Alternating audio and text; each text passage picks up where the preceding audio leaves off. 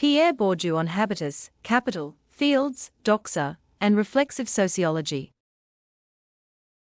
Pierre Bourdieu was a renowned sociologist and public intellectual who made significant contributions to general sociological theory, theorizing the link between education and culture, and research into the intersections of taste, class, and education. He is well known for pioneering such terms as symbolic violence, cultural capital, and habitus.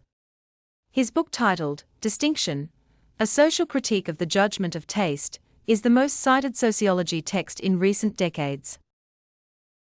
As is well known, Pierre Bourdieu approaches power within the context of a comprehensive theory of society.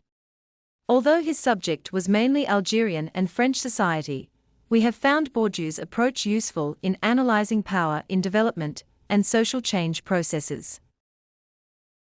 While Michel Foucault sees power as ubiquitous and beyond agency or structure, Bourdieu sees power as culturally and symbolically created and constantly re-legitimized through an interplay of agency and structure.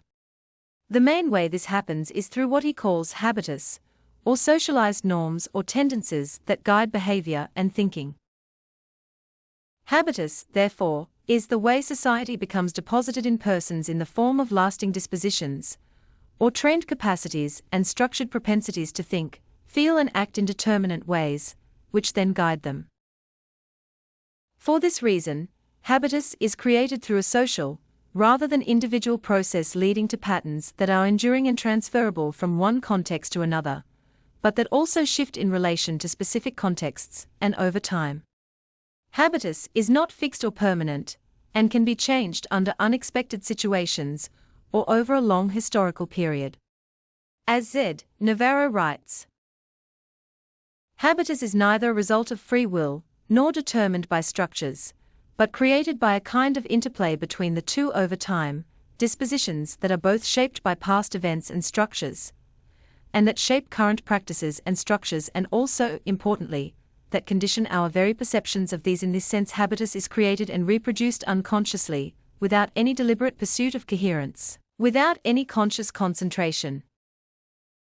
A second important concept introduced by Bourdieu is that of capital, which he extends beyond the notion of material assets to capital that may be social, cultural, or symbolic.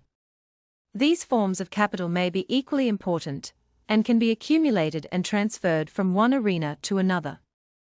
For Bourdieu, cultural capital, and the means by which it is created or transferred from other forms of capital, plays a central role in societal power relations, as this provides the means for a non-economic form of domination and hierarchy, as classes distinguish themselves through taste. And it is interesting to note that for Bourdieu, the shift from material to cultural and symbolic forms of capital is to a large extent what hides the causes of inequality.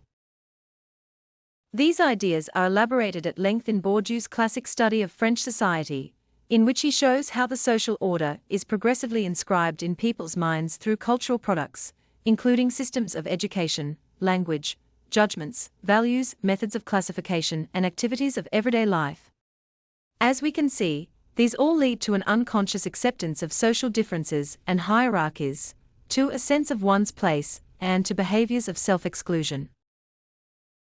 A third concept that is important in Bourdieu's theory is the idea of fields, which are the various social and institutional arenas in which people express and reproduce their dispositions, and where they compete for the distribution of different kinds of capital. A field is a network, structure, or set of relationships which may be intellectual, religious, educational, and cultural. According to Bourdieu, people often experience power differently depending on which field they are in at a given moment. Thus, for Bourdieu, context and environment are key influences on habitus. As J. Moncrief writes, Bourdieu accounts for the tensions and contradictions that arise when people encounter and are challenged by different contexts. His theory can be used to explain how people can resist power and domination in one field and express complicity in another. For this reason, fields help explain the differential power, for example, that women experience in public or private, as J. Moncrief shows in her interview with a Ugandan woman MP, who has public authority, but is submissive to her husband when at home.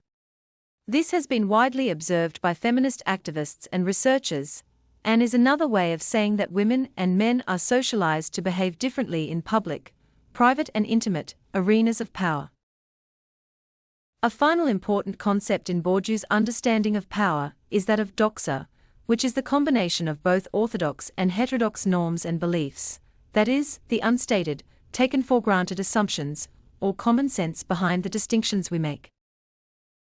According to Bourdieu, doxa happens when we forget the limits that have given rise to unequal divisions in society. It is an adherence to relations of order which, because they structure inseparably both the real world and the thought world, are accepted as self-evident. Bourdieu also uses the term misrecognition, which is akin to Marxian ideas of false consciousness, but working at a deeper level that transcends any intent at conscious manipulation by one group or another.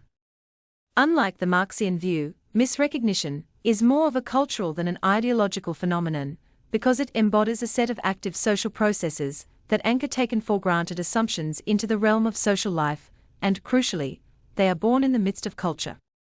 All forms of power require legitimacy, and culture is the battleground where this conformity is disputed and eventually materializes amongst agents, thus creating social differences and unequal structures. While much of this may sound abstract, Bourdieu's theories are firmly grounded in a wide body of sociological research and across a range of social issues. Part of his appeal, in fact, is that his research is so prolific and empirically documented. Another appeal of Bourdieu for politically committed researchers is that he sees sociological method as part of the process of change. Careful analysis can help to reveal the power relations that have been rendered invisible by habitus and misrecognition. Bourdieu proposed a reflexive sociology, in which one recognizes one's biases, beliefs and assumptions in the act of sense-making long before reflexivity became fashionable. Self-critical knowledge that discloses the sources of power and reveals the reasons that explain social asymmetries and hierarchies can itself become a powerful tool to enhance social emancipation. As we can see, the methods and terminology used by Bourdieu suggest much more detailed sociological analysis of power relations rooted in a comprehensive theory of society. Yet, the implications for applied analysis and action resonate very strongly with the meanings of internalized, invisible power, and power within, and with the implicit theory of change. This is the idea that understanding power and powerlessness, especially through processes of learning and analysis that expose invisible power, can itself be an empowering process.